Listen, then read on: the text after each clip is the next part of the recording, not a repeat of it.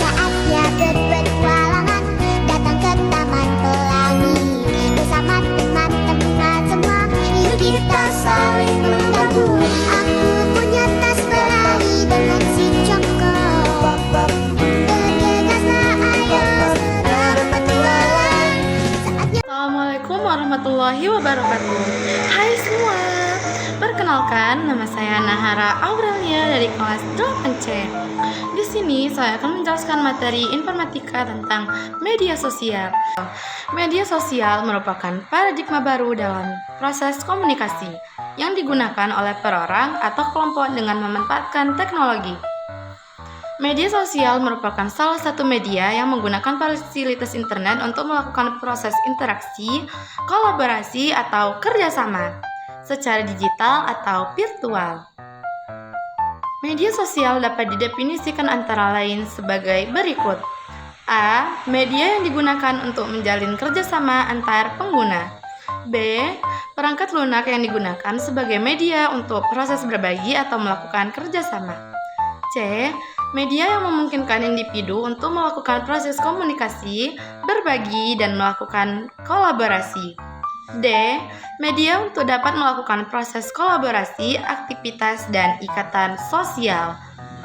E. Proses komunikasi yang dapat dilakukan secara individu maupun kelompok untuk dapat berbagi informasi, data, dan lainnya.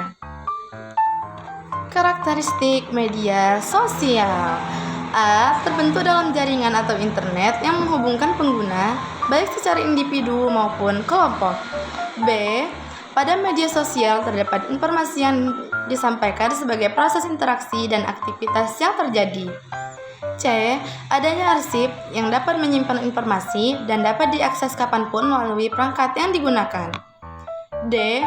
Pada media sosial terjadi proses interaksi antar penggunanya yang dapat memperluas koneksi dan hubungan yang ada. E. Pada media sosial juga terjadi proses interaksi secara virtual melalui jaringan dan disebut juga sebagai simulasi sosial. F. Pada media sosial, konten dari media sosial diisikan oleh pengguna atau pemilik akun tertentu. Selain konten yang dimiliki oleh pengguna, ada pula konten yang dibuat secara berkelompok. G. Adanya penyebaran informasi dari media sosial yang dapat digunakan dan dikembangkan menjadi konten lainnya. Fungsi media sosial. 1. Digunakan untuk mencari dan berbagi berbagai macam jenis berita, informasi, dan pengetahuan. 2. Dengan menggunakan media sosial dapat memberikan hiburan untuk menghilangkan sedih atau stres. 3. Sarana komunikasi yang dilakukan secara daring melalui fasilitas chat atau fasilitas komunikasi sejenis. Klasifikasi media sosial. Yang pertama ada blog. Blog dapat dikategorikan sebagai media sosial yang berisikan buku harian secara daring dalam bentuk catatan, hasil tulisan, dan informasi lainnya. Yang kedua adalah forum. Forum merupakan media sosial yang dapat digunakan untuk berkomunikasi dan berbagi informasi seputar hal-hal yang berkaitan dengan topik tertentu dengan kebutuhan pembuat forum. Yang ketiga ada microblog. Microblog adalah suatu bentuk blog yang memungkinkan penggunanya menulis teks pembaruan singkat yang biasanya kurang dari 200 karakter dan mempublikasikannya, baik untuk dilihat semua orang ataupun kelompok terbatas yang dipilih oleh pengguna tersebut. Yang kelima ada video sharing. Video sharing merupakan media sosial yang dapat digunakan untuk mengunggah video dan menyimpannya pada server yang membagikan video tersebut secara daring. Yang keenam ada jejaring sosial. Jejaring sosial atau social network merupakan media sosial yang dapat digunakan untuk dapat berkomunikasi dengan teman, keluarga, pelanggan, dan klien yang digunakan sebagai komunitas daring. Terakhir ada social gaming.